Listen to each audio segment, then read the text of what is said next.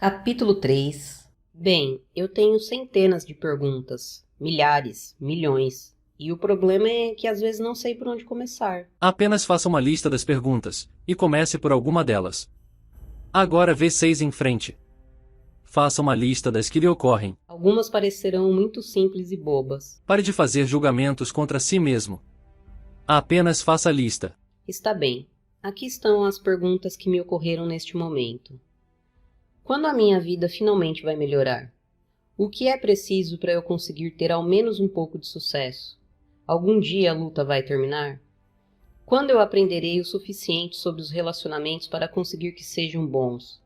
Há algum modo de ser feliz nos relacionamentos? Eles têm de ser sempre difíceis? Por que eu nunca consigo ganhar dinheiro suficiente? Estou destinado a viver sempre com dificuldades financeiras? O que está me impedindo de realizar todo o meu potencial no que diz respeito a isso? Por que eu não posso fazer o que realmente quero com a minha vida e ainda assim ganhar dinheiro? Como posso resolver algum dos meus problemas de saúde? Fui vítima de problemas crônicos o suficientes para uma vida inteira. Por que eu estou tendo todos estes agora? Qual é a ligação kármica que devo aprender aqui? O que estou tentando conhecer a fundo? A reencarnação existe? Quantas vidas passadas eu tive? Quem fui nelas? O débito kármico é uma realidade? Às vezes eu me sinto muito sensível às forças psíquicas. A mediunidade existe? Eu sou médium? As pessoas que afirmam ser médiuns estão fazendo um pacto com o demônio? É certo receber dinheiro para praticar o bem? Se eu escolher realizar um trabalho de cura no mundo, o trabalho de Deus, posso realizá-lo e também ficar em boa situação financeira? Ou as duas dádivas são incompatíveis? O sexo é permitido? Qual é a verdadeira história por trás dessa experiência humana? O sexo é apenas para procriação, como dizem algumas religiões? A santidade e a iluminação são conseguidas através da negação ou transmutação da energia sexual? É certo ter sexo sem amor? Apenas a sensação física é um motivo válido? Por que o Senhor tornou o sexo uma experiência humana tão boa, surpreendente e intensa, se todos nós devemos evitá-la ao máximo possível? Eu não compreendo. E por que todas as coisas boas são imorais, ilegais ou engordam? Há vida em outros planetas? Temos sido visitados por esses seres? Estamos sendo observados agora? Enquanto vivermos, teremos provas definitivas e incontestáveis da vida terrestre? Cada forma de vida tem o seu próprio Deus? O Senhor é o Deus de tudo? A utopia algum dia será possível no planeta Terra? Deus mostrará a si mesmo às pessoas da Terra como prometeu? Haverá uma segunda vinda? Haverá um fim do mundo, ou um apocalipse, como foi profetizado na Bíblia? Há uma única religião verdadeira?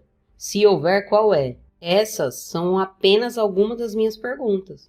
Como já disse, tenho muito mais. Algumas me deixam sem jeito porque parecem muito bobas. Mas, por favor, responda-as uma de cada vez e vamos conversar sobre elas. Está bem. Vamos fazer isso agora.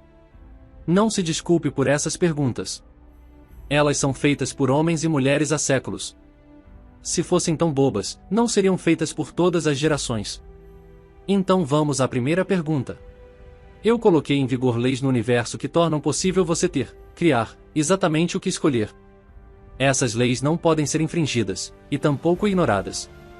Você as está seguindo neste momento, mesmo enquanto lê isto. Não pode deixar de segui-las, porque é assim que as coisas funcionam. Não pode desviar-se ou operar fora delas. Em todos os minutos de sua vida você tem operado dentro delas, e tudo o que já experimentou foi criado por você. Você tem uma parceria com Deus. Nós fizemos uma aliança eterna. Eu lhe prometi dar-lhe sempre o que você pedir. Sua promessa é pedir, entender o processo de pedir e ser atendido. Eu já lhe expliquei esse processo uma vez, e o farei de novo, para que possa entendê-lo claramente. Você é um ser triplo. É formado por corpo, mente e espírito. Também poderia chamá-los de físico, não físico e metafísico. Isso é a Santíssima Trindade, e tem sido chamado por muitos nomes. O que você é, eu sou. Eu me manifesto como 3 em 1. Alguns de seus teólogos têm chamado isso de Pai, Filho e Espírito Santo. Seus psiquiatras reconheceram esse triunvirato e o chamaram de consciente, subconsciente e superconsciente. Seus filósofos o chamaram de D, ego e superego. A ciência chama essa energia de matéria e antimatéria. Os poetas falam em mente, coração e alma. Os pensadores da nova era se referem a corpo, mente e espírito. Seu tempo é dividido em passado, presente e futuro. Isso não poderia ser o mesmo que subconsciente, consciente e superconsciente? O espaço é igualmente dividido em três, em aqui, lá e o espaço no meio. O difícil é definir e descrever esse espaço no meio. No momento em que você começa a defini-lo ou descrevê-lo, esse espaço passa a ser aqui ou lá. Contudo, sabemos da existência do espaço no meio. É o que mantém o aqui e o lá no lugar, como o eterno agora mantém o antes e o depois no lugar. Esses três aspectos seus na verdade são três energias. Você poderia chamá-las de pensamento, palavra e ação. Todos os três juntos produzem um resultado, que em sua língua e interpretação é chamado de um sentimento, ou uma experiência. Sua alma, a subconsciente, ID, espírito, passado etc., é a soma total de todos os sentimentos que você já teve, a criou. Sua consciência de alguns deles é chamada de memória. Quando você tem uma memória, é dito que se lembra. E isto é, torna a reunir as partes. Quando você reunir todas as suas partes, terá se lembrado de quem realmente é. O processo de criação começa com um pensamento, uma ideia, um conceito, uma visualização. Tudo o que você vê foi um dia a ideia de alguém. Não existe coisa alguma em seu mundo que não tenha primeiro existido como puro pensamento. Isso também é verdadeiro no que diz respeito ao universo. O pensamento é o primeiro passo da criação. Depois vem a palavra. Tudo o que você diz é um pensamento que foi manifestado. É criativo e espalha energia criativa no universo. As palavras são mais dinâmicas, alguns poderiam dizer mais criativas, do que o pensamento, porque são um nível de vibração diferente do pensamento. Atingem, mudam e afetam o universo com um maior impacto. As palavras são o segundo passo da criação. O terceiro é a ação. Ações são palavras em movimento. Palavras são pensamentos manifestados. Pensamentos são ideias formadas. Ideias são energias reunidas. Energias são forças liberadas. Forças são elementos existentes. Elementos são partículas de Deus, a essência de tudo. O começo é Deus. O fim é a ação. A ação é Deus criando, ou Deus experimentado. Seu pensamento em relação a si mesmo é que não é suficientemente bom, admirável ou puro para ser uma parte de Deus, ter uma parceria com Ele. Você negou durante tanto tempo quem é que acabou se esquecendo. Isso não ocorreu por acaso. Tudo é parte do plano divino porque você não poderia afirmar, criar e experimentar quem é se já o fosse. Primeiro era preciso renunciar à sua ligação comigo, a negá-la, esquecê-la, para experimentá-la plenamente, criando-a inteiramente, fazendo-a surgir. Porque o seu maior desejo, e o meu era que você experimentasse a si mesmo como a parte de mim que é, portanto, está passando pelo processo de experimentar-se, recriando-se em todos os momentos. Como eu estou. Através de você. Está percebendo qual é a parceria? Entende as suas implicações? Essa é uma colaboração sagrada, de fato, uma comunhão sagrada. Sua vida vai melhorar, quando você escolher que seja assim. Ainda não escolheu isso. Procrastinou e protestou. Agora é hora de reconhecer e produzir o que lhe foi prometido. Para isso, deve acreditar na promessa, e viver de acordo com ela. Viver de acordo com a promessa de Deus. A promessa de Deus é que você é seu filho. Seu produto. Sua imagem. Seu igual. Aqui é que você fica confuso. Pode aceitar seu filho, produto, imagem, mas não seu igual. Isso é bom demais, muita pretensão, muita responsabilidade.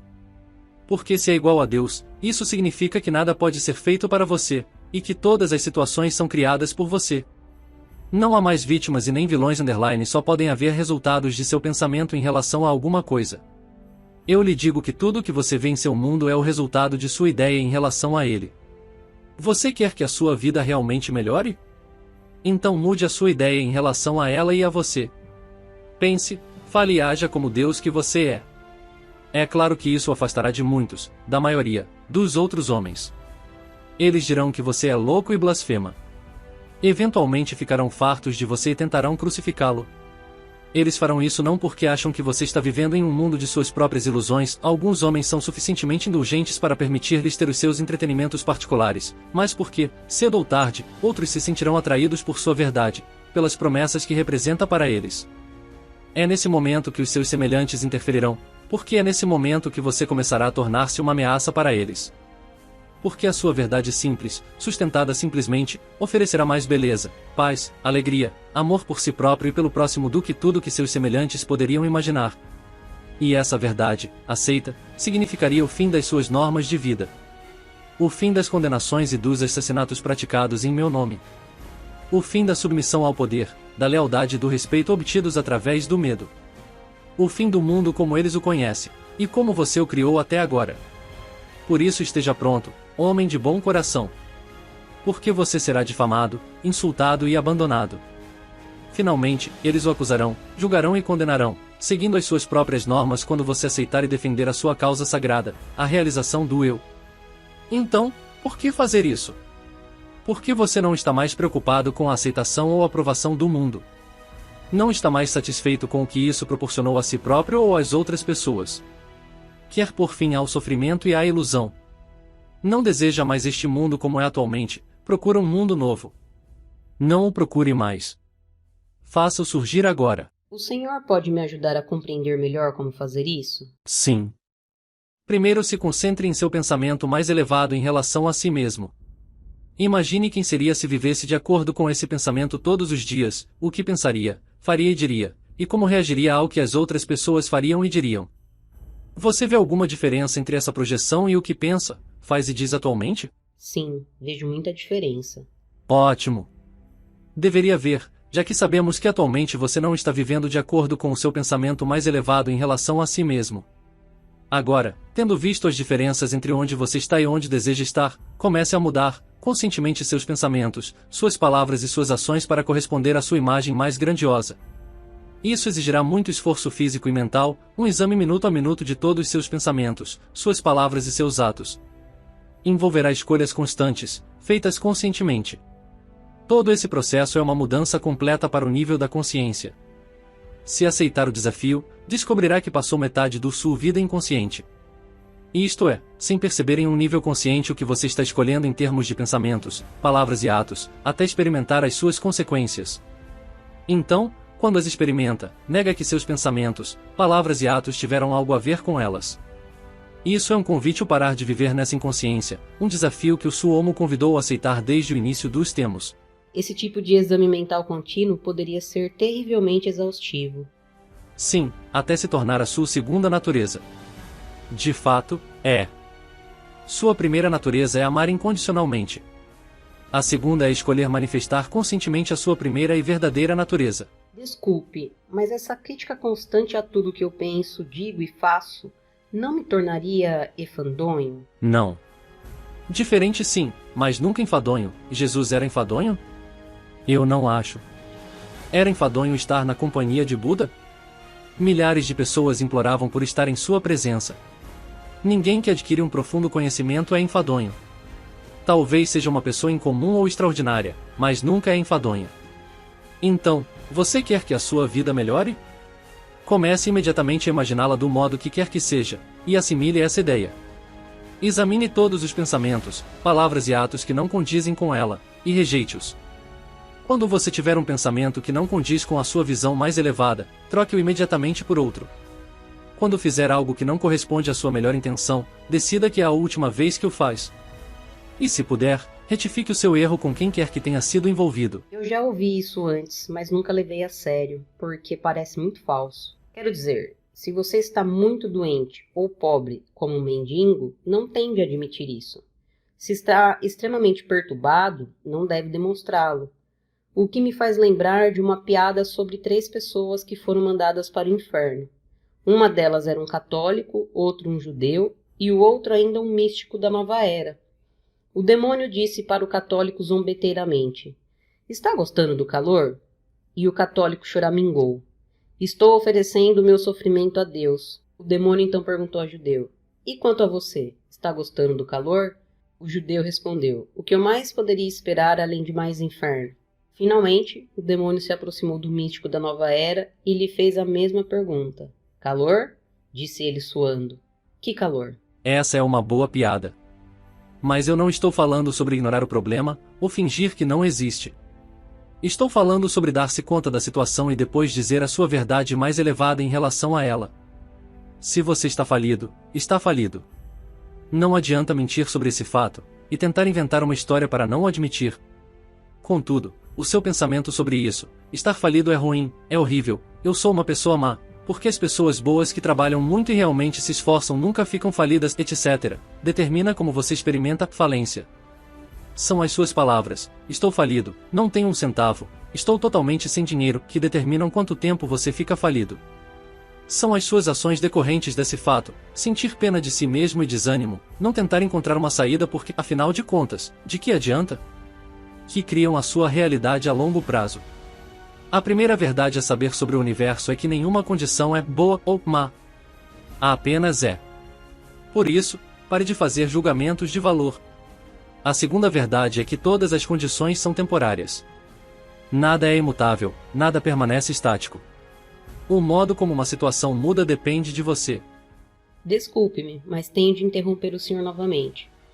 E quanto à pessoa que está doente, mas tem a fé que moverá montanhas e por isso pensa, diz e acredita que irá melhorar apenas para morrer 6 semanas depois?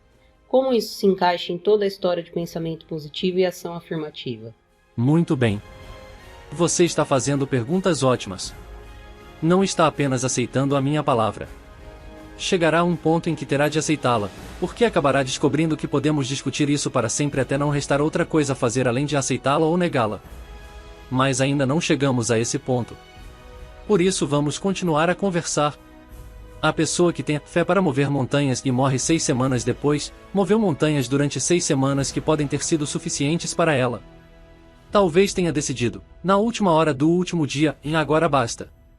Estou pronto para participar de outra aventura. Talvez você não tenha tido conhecimento dessa decisão, porque essa pessoa pode não ter lhe contado. A verdade é que pode tê-la tomado um pouco antes, dias, semanas antes, e não ter contado a você ou a ninguém. Você criou uma sociedade em que não é muito bem aceito o desejo de morrer, não é bem aceito aceitar bem a morte. Como você não deseja morrer, não pode imaginar que alguém o deseje, não importa quais sejam as circunstâncias. Mas há muitas situações em que a morte é preferível à vida, e eu sei que você pode imaginar quais são se refletir um pouco. Porém, essas verdades não lhe ocorrem, não são tão evidentes por si mesmas, quando você está olhando no rosto de alguém que está escolhendo morrer. E a pessoa moribunda sabe disso. Na privacidade do seu quarto pode sentir o nível de aceitação no que diz respeito à sua decisão. Você já se deu conta de quantas pessoas esperam o quarto ficar vazio para morrer? Algumas até mesmo têm de dizer a seus entes queridos, agora pode ir vá comer alguma coisa. Ou, vá dormir um pouco. Estou bem. Eu o verei de manhã. E então, quando o fiel guardião deixa o quarto, a alma deixa o corpo do doente. Se essas pessoas dissessem a seus parentes e amigos reunidos, eu só quero morrer, estes responderiam, você não quer realmente dizer isso. Pare de falar assim, aguente firme ou, por favor, não me deixe. Todos os profissionais da área de saúde são treinados para manter as pessoas vivas, em vez de confortáveis para morrerem com dignidade. Para um médico ou uma enfermeira, a morte é um fracasso. Para um amigo ou parente, é um desastre. Apenas para a alma é um alívio, uma libertação. Sua maior dádiva para os moribundos é deixá-los morrer em paz, não achar que eles devem aguentar firme, continuar a sofrer ou preocupar-se com você nessa passagem tão crucial em suas vidas. O que acontece com muita frequência no caso do homem que diz e acredita que vai viver, e até mesmo reza para isso, é que, no nível da alma, ele muda de ideia. Então é hora de deixar o corpo para que a alma fique livre para realizar outras atividades. Quando a alma toma esta decisão, nada que o corpo faz pode mudá-la. É no momento da morte que aprendemos quem, no triunvirato corpo-mente-alma, comanda a vida. Durante toda a sua existência você acha que é o seu corpo. Parte do tempo acha que é a sua mente. É na hora da morte que você descobre quem realmente é. Há ocasiões em que o corpo e a mente simplesmente não ouvem a alma. Isso também cria o cenário que você descreve. O mais difícil a fazer é ouvir a própria alma. Note que poucas pessoas fazem isso. Frequentemente acontece que a alma toma a decisão de que é hora de deixar o corpo. O corpo e a mente, sempre seus servos, ouvem e começa o processo de libertação. Contudo, a mente, ou o ego, não deseja aceitá-la. Afinal de contas, esse é o fim de sua existência. Então instrui o corpo para resistir à morte, o que o corpo faz com prazer, porque não deseja morrer. O corpo e a mente, ou o ego, recebem muito incentivo, muitos elogios do mundo exterior, o mundo de sua criação, pelo fato de resistir. Assim, a estratégia é legitimada. Nesse ponto, tudo depende do quanto a alma deseja partir. Se não houver grande urgência aqui, a alma poderá dizer: está bem, você venceu. Ficarei durante mais algum tempo. Mas se estiver muito claro para a alma que ficar não servirá aos seus objetivos mais elevados, que não há mais como evoluir através do corpo, ela o deixará, e nada irá impedi-la, ou deverá tentar impedi-la. Está muito claro para a alma que o seu único objetivo é a evolução. Não está preocupada com os feitos do corpo, ou o desenvolvimento da mente. Nada disso faz sentido para ela. Também está claro para a alma que deixar o corpo não é uma grande tragédia. De muitos modos, a tragédia é permanecer nele. Então você tem de compreender que a alma vê a morte de uma maneira diferente. É claro que também vê a vida de uma maneira diferente, e esta é a fonte de grande parte da frustração e ansiedade que as pessoas sentem na vida. A frustração e a ansiedade surgem quando elas não ouvem as suas almas. Como posso ouvir melhor a minha alma? Se a alma é realmente o chefe, como posso ter certeza de que receberei os memorandos do seu escritório? A primeira coisa que você poderia fazer é entender claramente o que a alma está buscando, e parar de julgá-la. Eu julgo a minha própria alma? Constantemente. Eu acabei de lhe mostrar como você julga a si mesmo por querer morrer, e também por querer viver, realmente viver. Julga a si mesmo por querer rir, chorar, ganhar, perder e especialmente experimentar felicidade e amor. Eu faço isso? Você tirou de algum lugar a ideia de que negar-se à felicidade e não celebrar a vida é devoção a Deus. Diz a si mesmo que a negação é uma virtude. Está dizendo que isso é mal? Não é bom nem mal, é simplesmente negação. Se você se sente bem depois de negar a si mesmo, então em seu mundo isso é bom. Se você se sente mal, então é mal. Na maioria das vezes, você não consegue chegar a uma conclusão. Nega-se alguma coisa porque diz a si mesmo que deve negá-la. Então diz que foi bom tê-la negado, mas não sabe por que não se sente bem. Por esse motivo, a primeira atitude é parar de julgar a si mesmo. Descubra qual é o desejo de sua alma e realize-o, faça o que a sua alma quer. O que a alma busca é o sentimento mais nobre de amor que você possa imaginar. Esse é o seu desejo, o seu objetivo. A alma busca o sentimento. Não o conhecimento, que ela já tem, mas o conhecimento é conceitual. O sentimento é empírico. A alma quer sentir a si mesma, e, portanto, conhecer-se em sua própria experiência. O sentimento mais nobre é a experiência de união com tudo o que é. É o sentimento do amor perfeito. O amor perfeito é para o sentimento o que o branco perfeito é para a cor. Muitos acham que o branco é a ausência de cor, mas não é. O branco é a combinação de todas as cores que existem. Da mesma forma, o amor não é a ausência de uma emoção, a raiva, luxúria, inveja, cobiça. É a soma de todos os sentimentos que existem. O amor é tudo.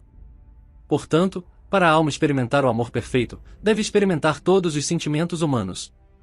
Como algo que eu não compreendo pode despertar a minha compaixão? Como algo que eu nunca experimentei pode merecer o meu perdão? Então nós dois percebemos a simplicidade e a magnitude da jornada da alma. Finalmente compreendemos o seu objetivo, o objetivo da alma humana é experimentar tudo isso, para poder ser tudo. Como é possível ser superior sem nunca ter sido inferior, esquerda sem nunca ter sido direita, sensível sem nunca ter sido insensível, boa se isso nega o mal? Obviamente a alma não pode escolher ser alguma coisa se não há o que escolher. Para a alma experimentar a sua grandeza, deve saber o que é grandeza. Não pode saber o que é se só há grandeza. E então a alma percebe que a grandeza existe apenas no espaço do que não é grandioso. Por isso, nunca condena o que não é grandioso, mas o bendiz, vendo nisso uma parte de si mesma que deve existir para que outra parte possa manifestar-se. É claro que a função da alma é fazê-lo escolher a grandeza, o melhor de quem você é, sem condenar o que não escolhe. Essa é uma tarefa difícil, que se prolonga por muitas vidas, porque você tende a julgar, a considerar uma atitude certa ou errada, ou insuficiente, em vez de bendizer o que não escolhe. Você faz pior do que condenar, tenta destruir o que não escolhe. Se há uma pessoa ou uma situação com que não concorda, você a critica. Se há uma religião que vai contra a sua, considera-a errada. Se há um pensamento que contradiz o seu, ridiculariza-o. Se há uma ideia diferente da sua, rejeita-a. Você comete um erro, porque cria apenas metade de um universo. E não consegue ao menos entender a sua metade quando rejeita imediatamente a outra. Tudo isso é muito profundo, e eu lhe agradeço por me dizer essas verdades que alguém jamais me disse antes.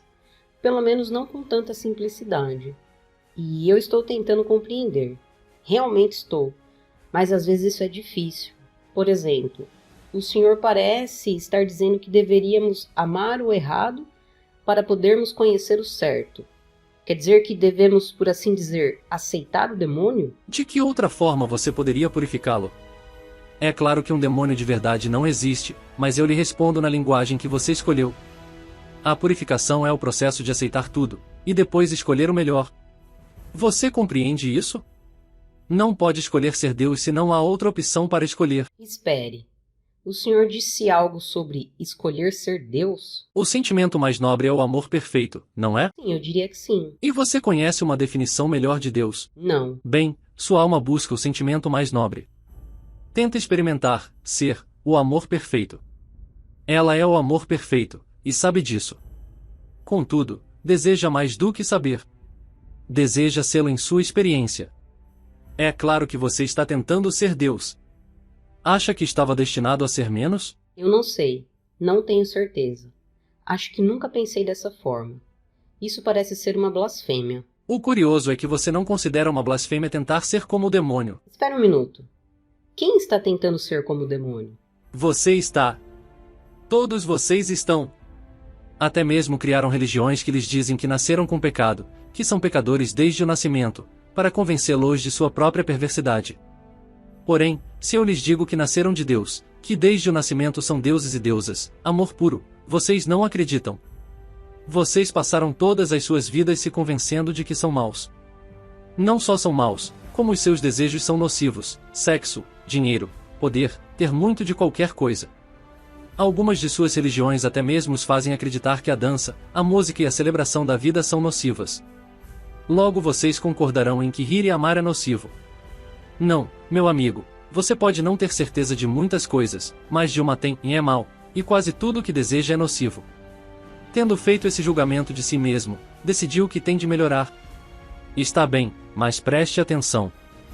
De qualquer maneira, o destino é o mesmo, só que há um modo mais rápido, um caminho mais curto para chegar lá. Qual é? A aceitação imediata de quem é o que você é, e a demonstração disso foi o que Jesus fez. Esse é o caminho de Buda, de Krishna e de todos os mestres que surgiram no planeta. E todos os mestres transmitiram a mesma mensagem: em você é o que eu sou. Pode fazer o que eu faço, e muito mais. Mas você não ouviu. Em vez disso, escolheu o caminho bem mais difícil de quem se julga mal, o demônio. Você diz que é difícil seguir o caminho de Cristo e os ensinamentos de Buda, ter a capacidade mental de Krishna, ser um mestre. Mas eu lhe digo que é muito mais difícil negar do que aceitar quem você é. Você é bondade, misericórdia, compreensão, paz, alegria e luz. É perdão, paciência, força, coragem, um auxílio em caso de necessidade, um conforto no sofrimento, uma cura para as feridas, um mestre nos momentos de inquietação. É a sabedoria mais profunda e a verdade mais elevada, a maior paz e o amor mais sublime. É tudo isso. E em alguns momentos de sua vida você se conheceu como essas verdades. Escolha agora conhecer-se sempre como elas.